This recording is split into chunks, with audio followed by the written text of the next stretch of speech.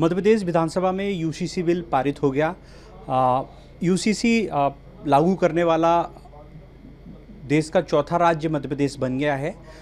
इस तरह से देखें तो कांग्रेस ने इस बिल का विरोध जरूर किया था, तमाम सवाल भी खड़े किए थे। हमारे साथ बात करने के लिए इस मुद्दे पर बीजेपी के सीनियर लीडर जयभान सिंह पवैया जी मौजूद हैं। वित्त आयोग के चेयरमैन भी हैं वो मध्य प्रदेश के। सर, किस तरह से देखते हैं ये जो यूसीसी बिल लाई है गवर्नमेंट, चौथा राज्य बन गया है देश का मध्य प्रदेश?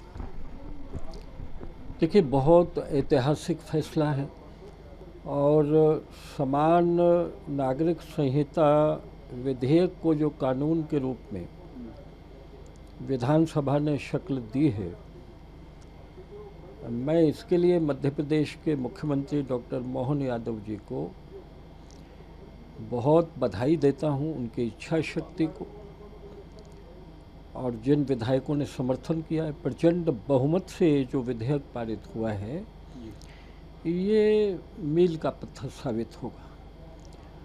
और हम जैसे लोग तो उन लोगों में हैं जो होश संभालने से लेकर जिन चीज़ों का सपना देश में देख रहे थे।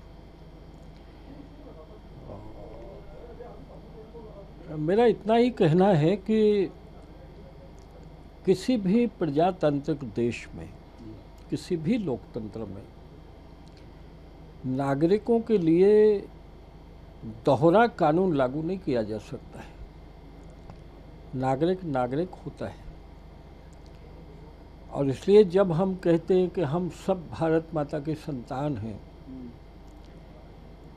तो कानून के चश्मे से हम बेटा और दामाद दो दृष्टियां रख लें, ये दर्जे नहीं दिए जा सकते।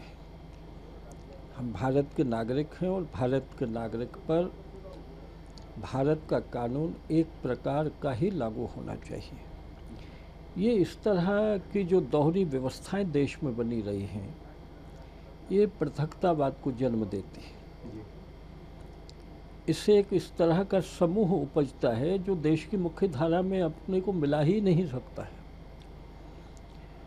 और इसलिए एक बड़ा फैसला है।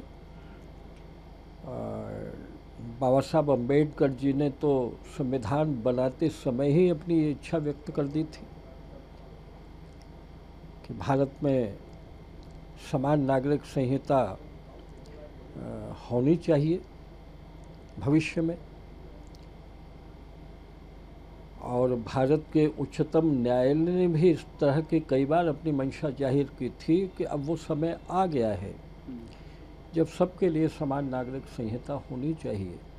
और मैं भी ऐसा मानता हूँ कि जब मध्य प्रदेश में ये समानता की ध्वजा फहराई गई है, तो बहुत जल्दी वो दिन भी आना चाहिए जब भारत के संविधान में संशोधन करके पूरे भारत पर ये समान नागरिक संहिता लागू हो जाए।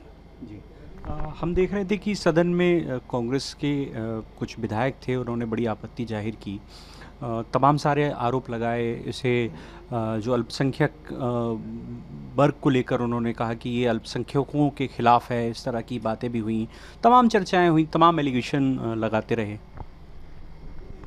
मैं पूछता हूँ कि पाकिस्तान का निर्माण और भारत माता की दोनों भुजाओं के कटने का ये जो इतिहास है, इसके पीछे क्या था? यही मानसिकता थी। पाकिस्तान इसलिए बना, धर्म के आधार पर द्वै राष्ट्रवाद के सिद्धांत का किसने समर्थन किया था? जिन्ना के आगे किसने घुटने टेके थे? इसी मानसिकता ने घुटने टेके थे जो आज समान कानून बनने का विरोध कर रहे हैं। उनके कारण ही तो पाकिस्तान बना, अखंड भारत छिन्न भिन्न हुआ। इसी मानसिकता के कारण भारत माता के मस्तक पर 370 का घाव लगा रहा लंबे समय तक। ये अल्पसंख्यकवाद, ये तुष्टीकरण, ये देश की अखंडता में बहुत बड़ी बाधाएं हैं। इस मानसिकता को धीरे धीरे पूरी तरह समाप्त करना होगा। ये जो आज चिल्ला रहे हैं समान नागरिक संहिता के खिलाफ, ये तो 370 को हटाने का भी विरोध कर रहे थे। ये तो राम मंदिर बनाने को भी अन्याय बोल रहे थे किसी के ऊपर, पर कोई चिल्लाने से ये राष्ट्रवाद का रथ कहीं रुक गया क्या? ये राष्ट्रवाद की विजय का रथ देश में आगे बढ़ रहा है, और कल मध्य प्रदेश में जो कुछ हुआ है वो स्वर्णाक्षरों में लिखा जाएगा इस प्रदेश के इतिहास में।